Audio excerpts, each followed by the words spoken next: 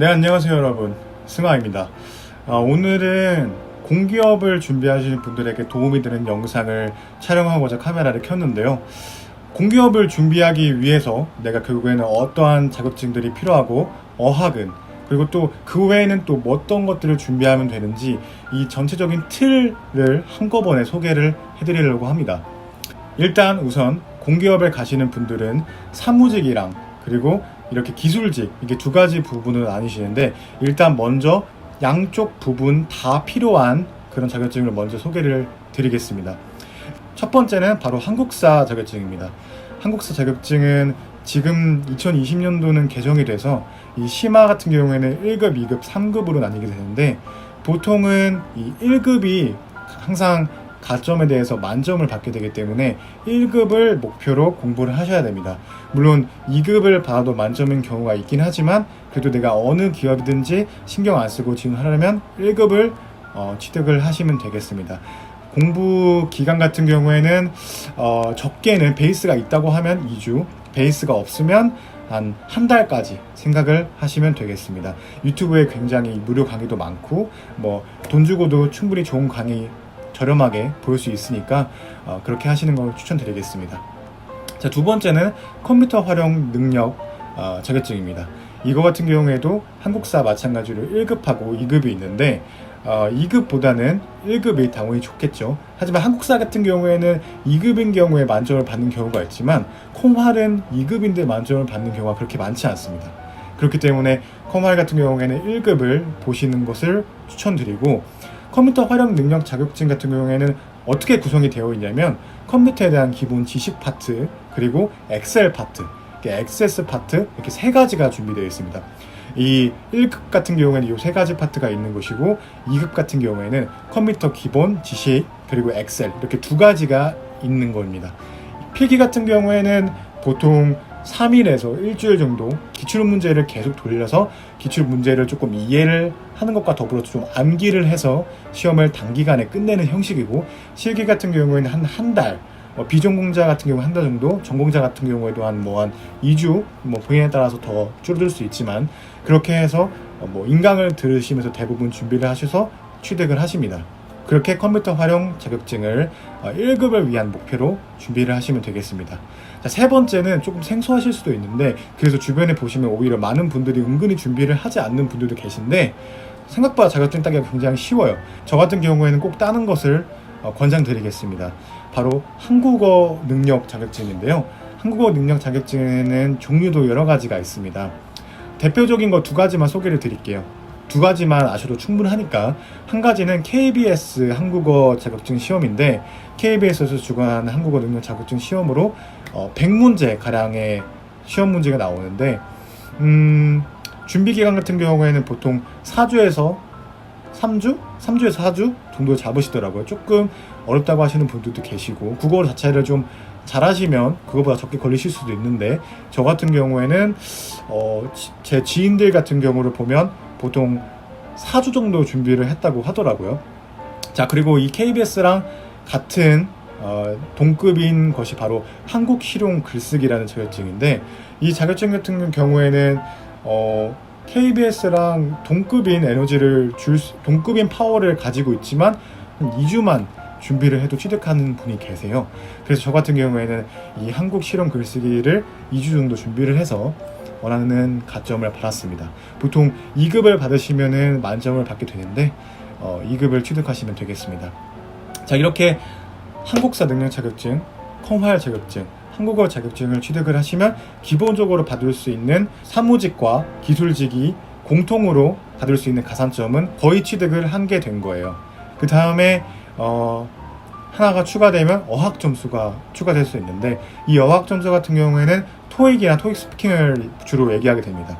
토익 같은 경우에는 보통 이 만점 기준으로 한 800점에서 850점이에요. 그래서 내가 어느 기업이든 신경을 쓰지 않고 만점을 받으려면 850점을 취득을 하셔야 되고, 보통 대부분의 기업은 800점이기는 하나, 그래도 저는 850점을 받는 것을 권장드리겠습니다.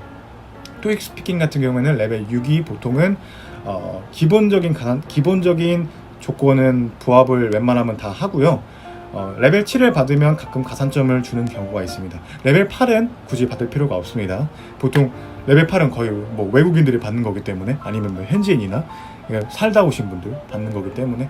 자, 그래서 이제 기술직을 지원하시는 분들, 그러니까 공대를 다니시는 분들은 준비하셔야 될 게 또 있는데, 바로 이제 기사 자격증을 준비를 하셔야 됩니다. 그래서 내가 뭐 지원하는 부서가 전기 부서면 전기 기사를 따야 되고, 내가 뭐 에너지를 뭐 하는 그런 기업에 들어가서 그 파트를 담당하려면 에너지 관리 기사를 따거나 뭐 이런 식으로 기사를 따야 되는데, 보통 공기업 같은 경우에는 쌍 기사를 가점으로 주는 경우도 있고, 기사 한 가지만 가져도 기사 관련 부분에 대해서 만점을 받을 수 있는 경우도 있는데, 그것은 본인이 가고자 하는 공기업에 따라서 다르기 때문에 한번 알아보시고 준비하는 것을 권장드리겠습니다. 그래도 거의 뭐 기사 하나 정도면 기본적으로 괜찮기는 합니다. 이렇게 어학이랑 기본적인 가산점 자격증 이렇게 세 가지를 취득을 하셨으면 서류랑 같이 넣고 이제 서류 결과를 기다리면 됩니다. 뭐 그렇게 해서 서류가 합격이 되면 이제 필기 시험을 보게 되는데, 그게 바로 흔히 이제 여러분들이 아시는 NCS 시험을 보게 되는데, 이 NCS 시험 같은 경우에는 쉽게 말하면 IQ 테스트라고도 할 수 있어요. 안에 나오는 문제를 보면 긴 장문의 글이 있으면 그거를 빨리 읽고 그 안에 내용을 보기에서 맞는 거 틀리는 거를 고르는 거, 센텐스 자체를 한꺼번에 약간 좀 머릿속에 구조화시켜서 아 이런 내용이 있었지 저런 내용이 있었지를 기억을 하고 내려올 수 있는 그런 뭐 좀 논리화, 구조화 뭐 이런 역량들이 필요하기 때문에 IQ가 필요하다 이런 말들이 있는 것 같고요. 뭐 그 도형 문제, 그러니까 뭐 보기에 한 도형이 있는데 5개의 보기들 중에서 보기들을 돌려가지고 이 위에 있는 보기와 똑같은 모양이 나올 수 있는 도형이 뭐가 있냐, 뭐 이런 문제들, 이런 문제들이 나오기 때문에, 물론 뭐 다른 형태의 문제들도 있습니다만 이런 NCS 문제들은 기본적으로 IQ 테스트. 하지만 연습하면 물론 잘할 수 있다.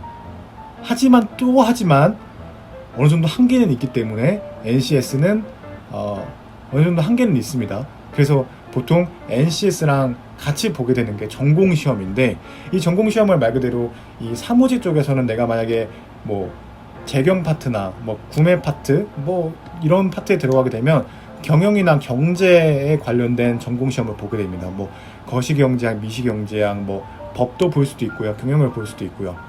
그거는 자기가 지원하는 것마다 다르기 때문에 그때 가서 요구하는 그런 전공 공부를 하면 되겠고요. 기술직 같은 경우에는 내가 만약에 전기직이라고 하면 이 전공 시험 같은 경우에는 전기기사 자격증 시험이랑 굉장히 조금 느낌은 좀 다르기도 한데, 어쨌든 전기기사 자격증 뭐 그런 전공 내용들이 나오게 됩니다. 그래서 그때 돼서 또 이제 공부를 하시게 되는데, 여러분들 제가 이 자격증을 여러분들이 언제 취득을 하면 좋냐라는 시기를 말씀을 드리면, 커말은 3학년이 끝날 때쯤에 취득하는 걸 추천드리고요. 4학년 돼서 너무 자기소개서 쓰고 또 이렇게 학점도 이렇게 되게 신경을 많이 써야 되기 때문에 좀 3학년 말기쯤 이렇게 취득하시는 걸 추천드리고, 토익도 마찬가지로 3학년 끝날 때, 못해도 4학년 1학기까지는 끝내는 걸 권장드리겠습니다. 그리고 한국사도 마찬가지로 4학년 1학기 때, 즉 이 한능검 그리고 컴활 한국어 그리고 토익은 4학년 1학기 때까지 마무리를 하시는 걸 권장드리겠습니다. 그리고 이 NCS랑 전공시험 같은 경우를 4학년 1학기와 4학년 2학기에 온전히 자기소개서와 함께 준비를 하시는 것을, 이렇게 공기업을 가기 위한 자격증 등을 포괄적으로 뭐 공기업을 가기 위한 필요한 것들을 한번 정리를 해봤는데, 영상을 거의 처음 찍어봐서 많은 분들에게 전달이 제대로 됐을지는 모르겠는데, 또 영상을 찍고 제가 부족한 부분이 있으면 앞으로는 그 점을 개선해서 다시 영상을 올리도록 하겠습니다. 저도 지금 취준생인데 또 영상을 찍게 되면 그때는 뭐 제가 속해 있는 기업의 뭐 일상 브이로그를 찍을 수 있는 그런 기회가 되기를 바라면서 여러분들 공기업 취직 화이팅 하시길 바라겠습니다. 화이팅!